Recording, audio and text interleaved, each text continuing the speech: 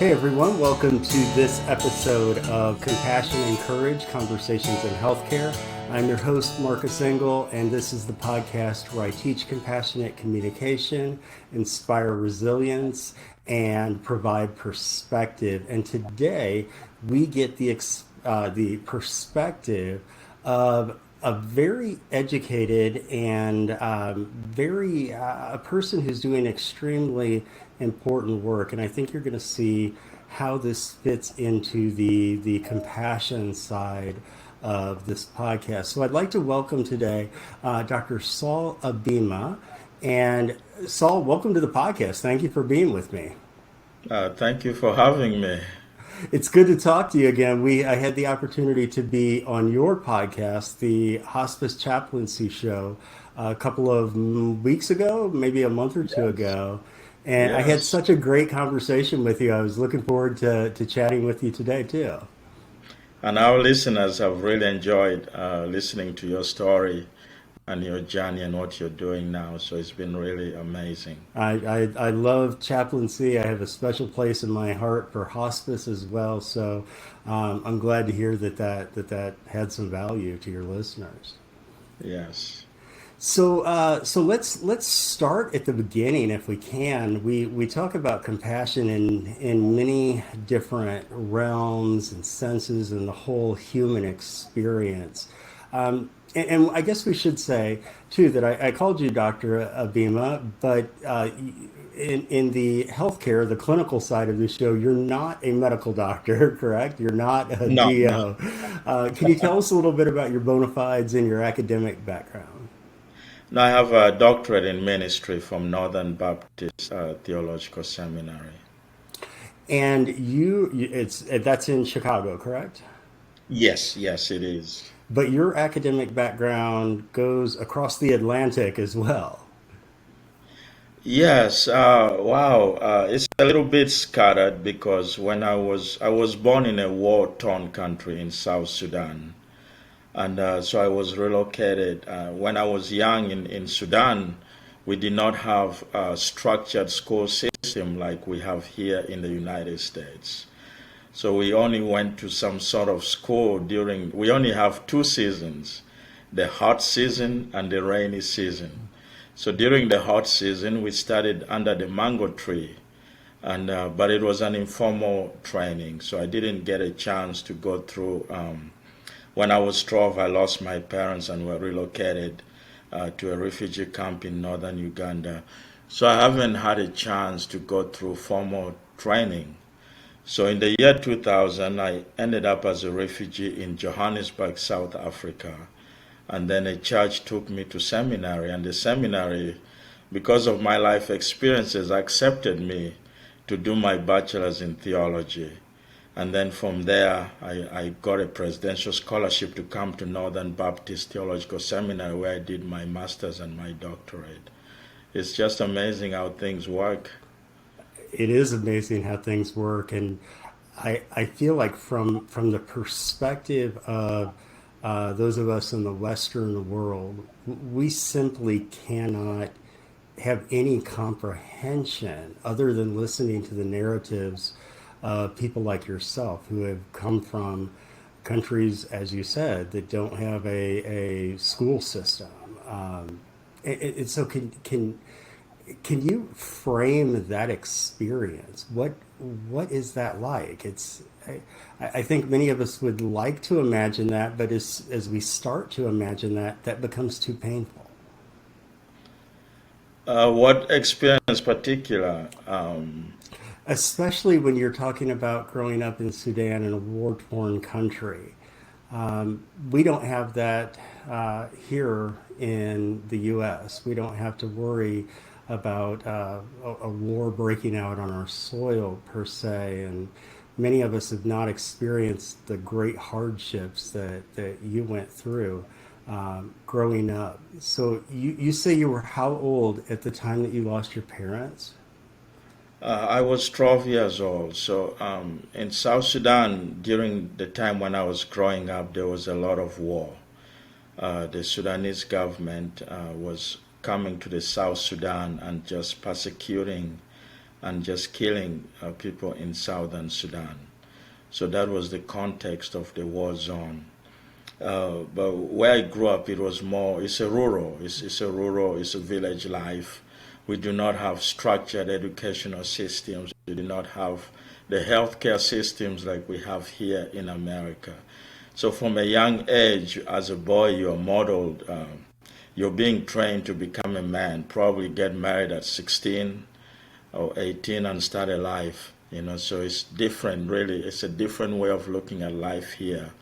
But when I was 12, my village was attacked by the Sudanese government. And then my parents were killed in front of me.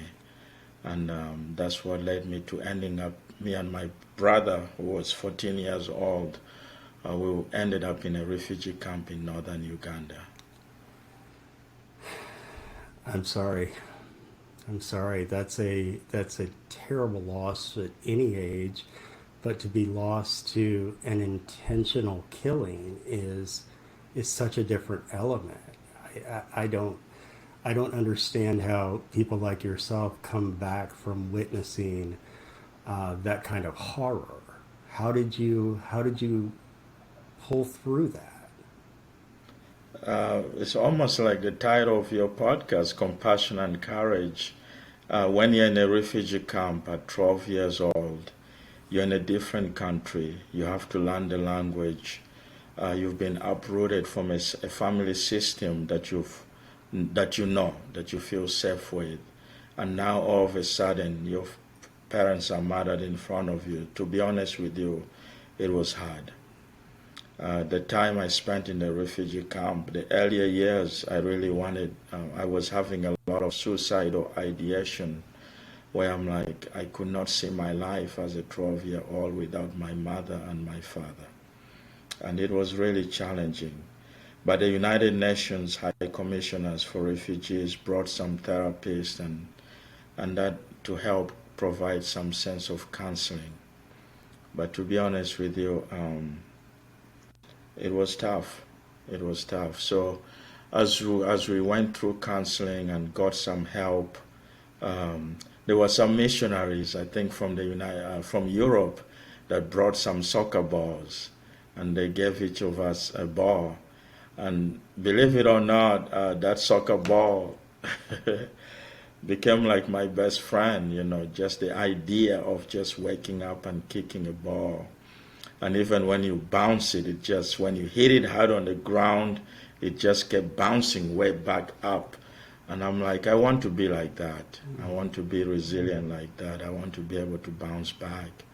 And that was really became a good therapeutic tool to help me to reorient my life and to begin to believe that probably there's a life without my parents, even if I was young.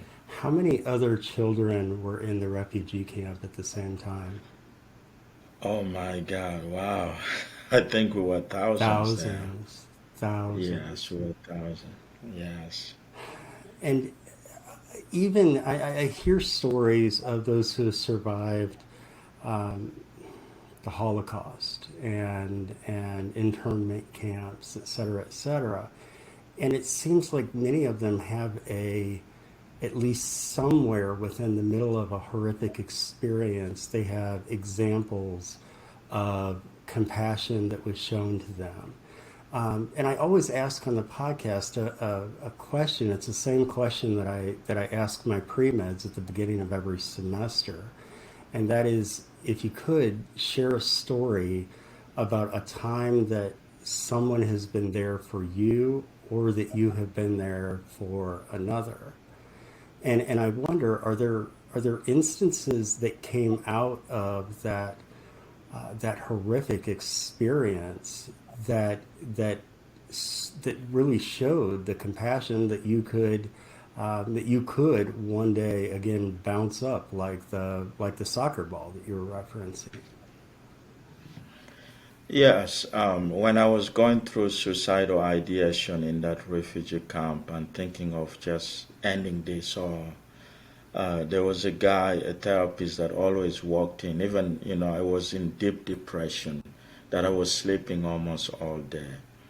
I didn't want to leave we lived in tents, so I didn't want to leave the tent because there was nothing to go out for. I really was hoping to die. But the counselor always came in and spoke to me and encouraged me and tried to give me hope even when I was feeling hopeless, and helped me to rethink about life when I didn't see any purpose for me in life. So it was that kind of compassion that motivated me to be able to get out, to play soccer with my friends, to be able to talk to people.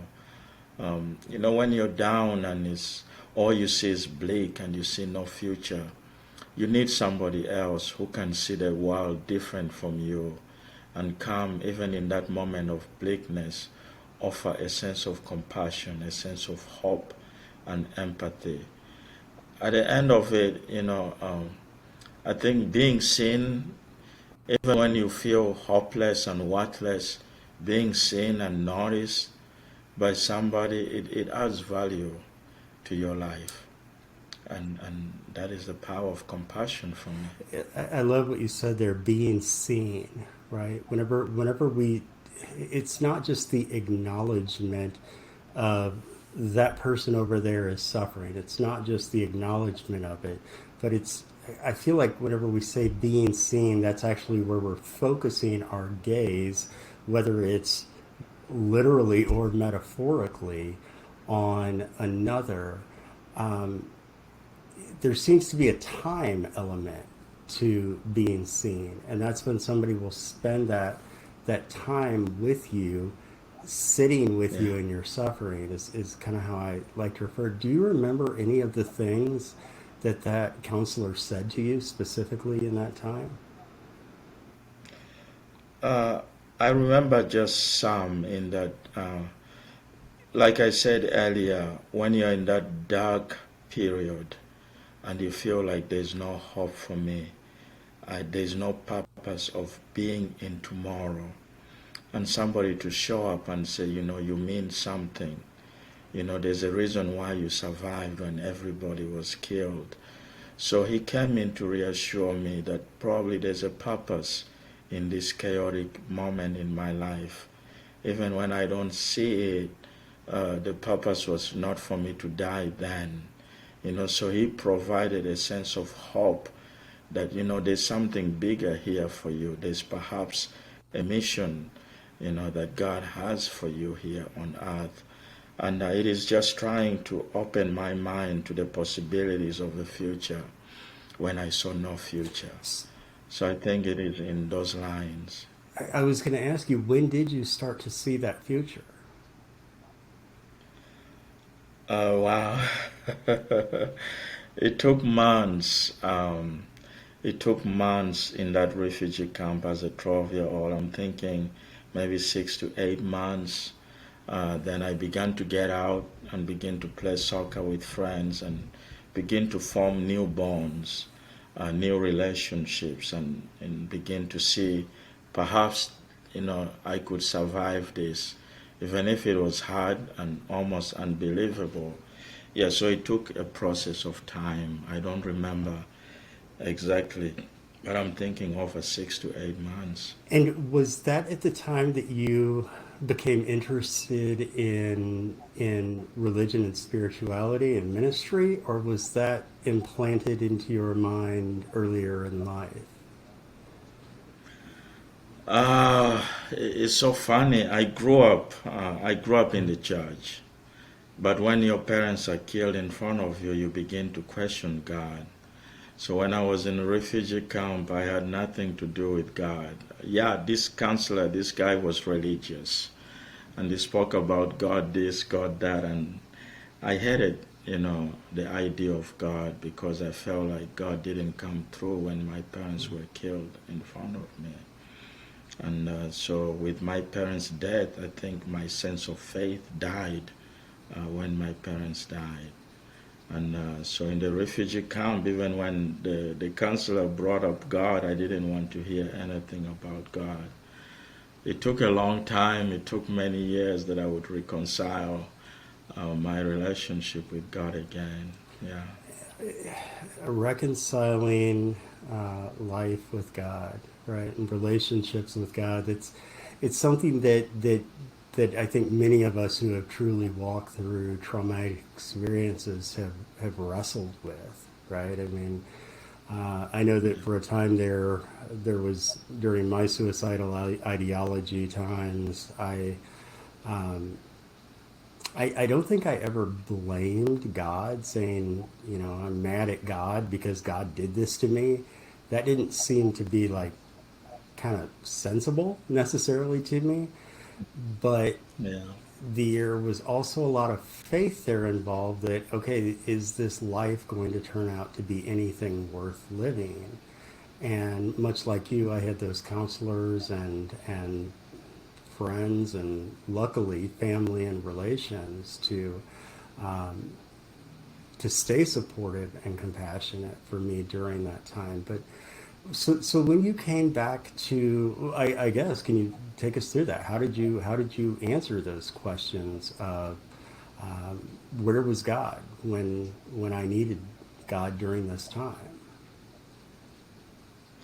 You see, Marcus, to me, yeah, it was a long process of time. Okay, like when I was in the refugee camp at 12, 13, things were getting back to normal.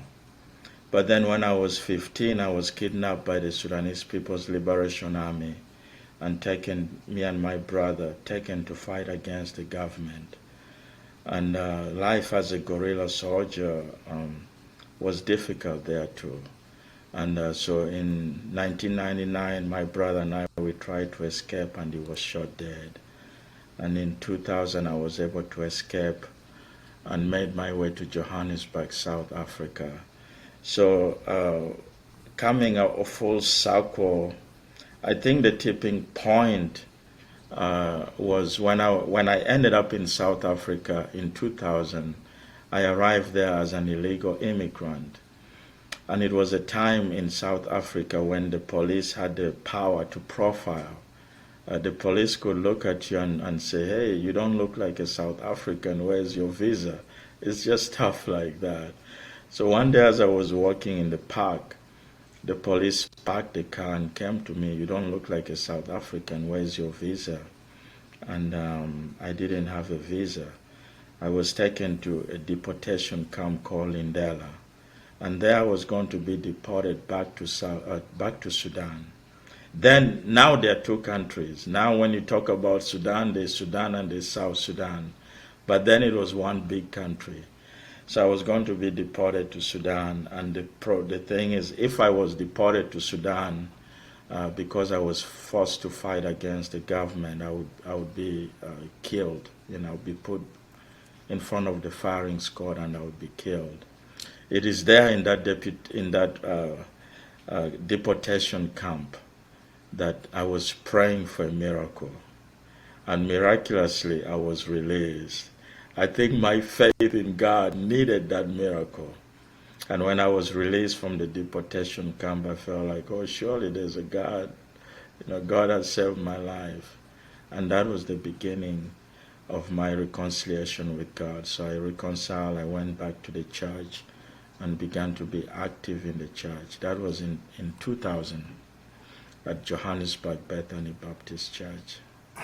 I I don't even know how to frame that. That here you are as a child, you see your parents are killed, you're in a refugee camp, you're kidnapped, you and your brother, and then your brother is killed in the midst of all this too. These are traumas that could haunt a person for the rest of their life, and I'm sure to some extent that happens to this day. Just being a trauma survivor myself, but Yeah. but you did not stick in that trauma mindset. You have instead chosen to be there, to be that compassionate presence, especially to those who need it so desperately at end of life. Can you tell us where your passion for that came from?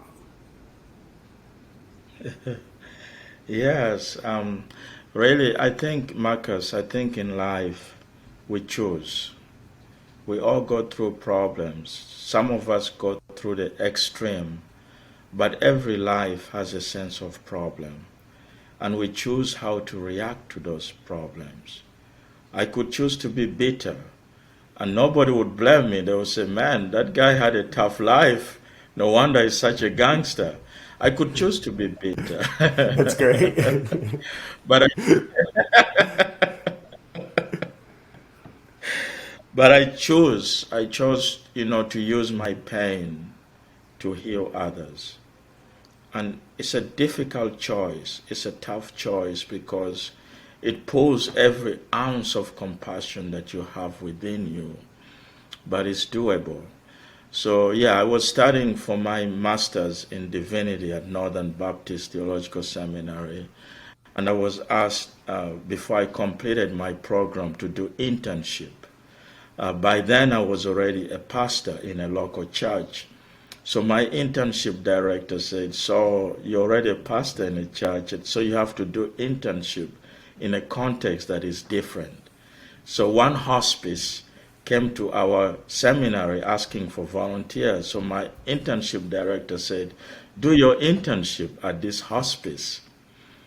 And the moment I visited my first hospice patients, I felt at home. The pain that they were going through, the anxiety that the family was going through, I felt like that is where I fully belonged. And you know what? I quit my church to do my internship and residency in a hospice setting so I can walk alongside the dying. Because through those visits, I found my purpose to walk alongside people who are dealing with death, dying, and grief. So I use my own experiences of grief to help people who are dealing with grief.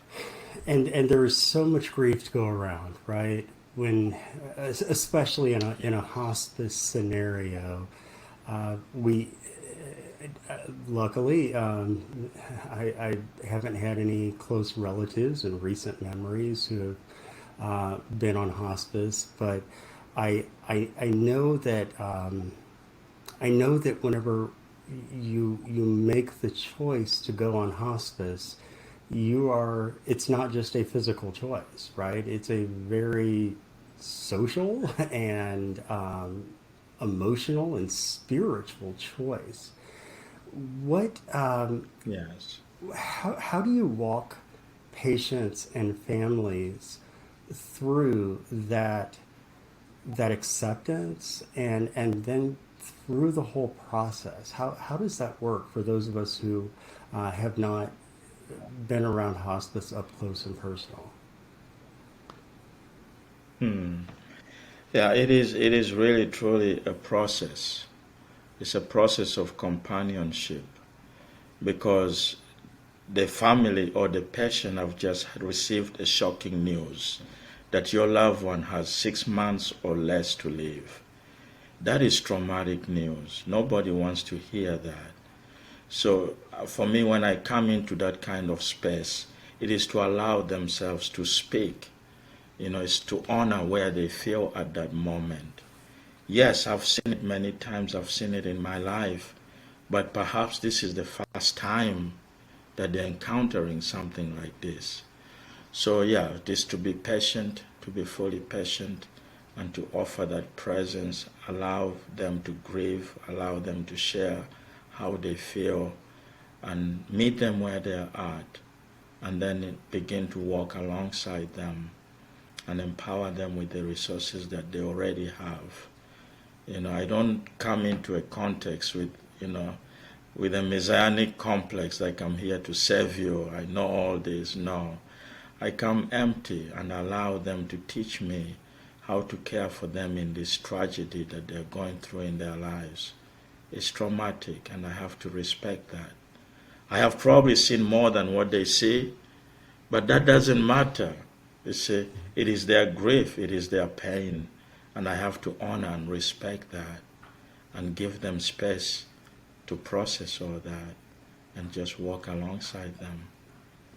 Sometimes it is just a gift of presence. Sometimes I have to say nothing. I just have to be present Yeah, and be that's there. that's that's what I keep reminding people of and have for the last 20 years. Just being there is the greatest gift we can give to another person. We don't have to have all the right words. We don't have to have um, we don't have to have a degree or a background or an expertise. We just have to be there and to be. I love that word that you used, empty. Empty. You come to. I think of that word as, uh, not only do we come to a relationship empty, but blank or Mm. clean is the other idea that I'm thinking of. Letting that experience shape Yes. us. Could you comment on how those experiences have helped shaped you? Yes, because I feel like if I come into a context, in a process of pain, if I come full, filled with my own life experiences and my own academic learning, I feel like when I come like that, I miss the mark. But when I come blank or come empty, it means I'm creating space within me to learn something new, but also to allow them, the patient or the family, uh, to have space in my heart, to hold that space. And as I learn them, when you come blank, they can write their story in your heart. They can write their narrative, their pain in your heart. And it is through what you hear and through how they want to be treated.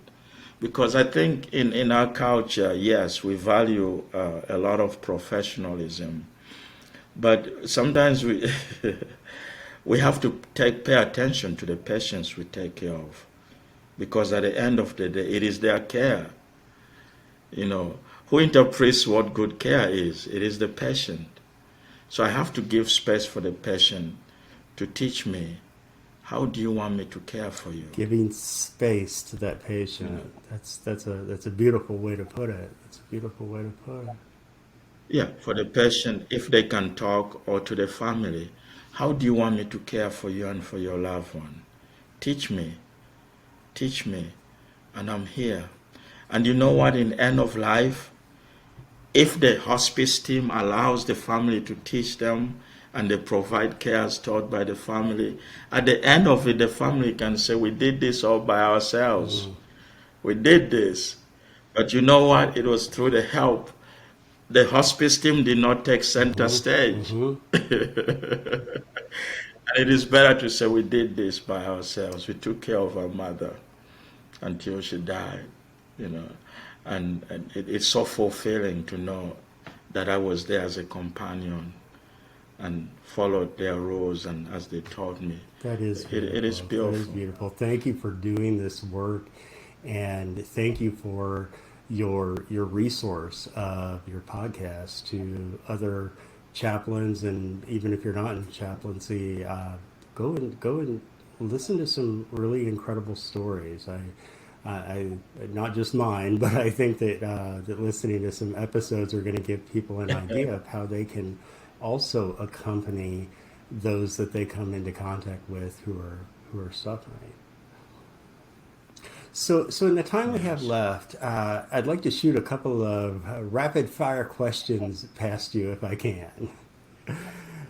So my first Yes. question for every guest is: let's say that you were stranded on the proverbial desert island. But on this desert island, you not only have all of your food and physical needs met, but you also have the ability to keep one piece of art with you.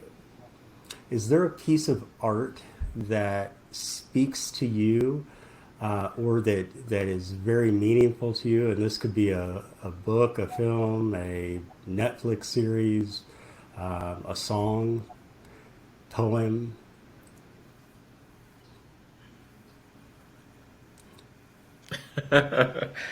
Wow, you're making me think. A piece of art that is meaningful to me. Um, there's one Christian song that I love. Everyone that knows me here knows I love that song, and it is titled "You Are My All in All." Um, because I lost everybody. I lost all my family, to the war in Sudan, and all I had left was God. Even Right. if I had a love-hate relationship with God, and so that song articulates that you are my all Excellent. in Excellent. all. Yeah. So let's say that question number two then is, let's say you open up your wallet or your PayPal account or your crypto wallet, whatever you choose to use, and you found that $100 had magically appeared in your account. And that $100, you have to spend it on yourself by the end of the day. What do you spend that $100 on?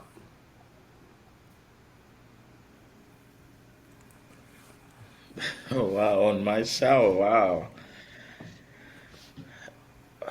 I don't spend a lot on myself. If I could give a lot of it away, I would. I was homeless for a long time, and there are so many homeless shelters. I was a refugee for a long time. There are so many organizations that help refugees. If I don't have to use it all on myself, I would give. For me, all I need is food. If I have something to eat, I'm That is good, that is brother. I'm spoken good. like a true chaplain right there. Someone who has devoted their life to ministry of giving to others. I love that. And so, for my last question for you is, if you had the world's largest and brightest billboard on the world's highest mountain, Hmm. what is the message that you would want that billboard to convey to humanity?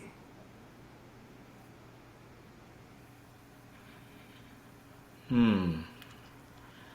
It will be, we live in a culture like when people hear my story or hear your story, it is almost like the survival of the fittest narrative. This is a strong man to go through all that and come out strong. I think it will be the survival Mm. of the kindest. Survival of the kindest. Yes, I don't know if I've remember ever that. heard that before, but I love Yeah, that. that will be life is all about the survival of the kindest. Be compassionate to one another, love one another, show empathy to one another. I think that would be the strong, yeah, that would be that's what I would put on the billboard. Remember, life is all about the That is a survival of the beautiful kindest. sentiment. That is a beautiful sentiment. Dr. Ebema, thank you so much for being with me today. Um, Thank you for sharing these extremely difficult circumstances from your life that many of my listeners here, and myself included, could never imagine the depths of suffering that you and your family went through. So thank you for surviving that. Thank you for continuing to dedicate your life to trying to overcome that trauma and put good out there in the world. I appreciate it. I Thank you very appreciate it. much, brother. And Thank you. listeners, thank you for being with me for this episode of Compassion and Courage Conversations in Healthcare.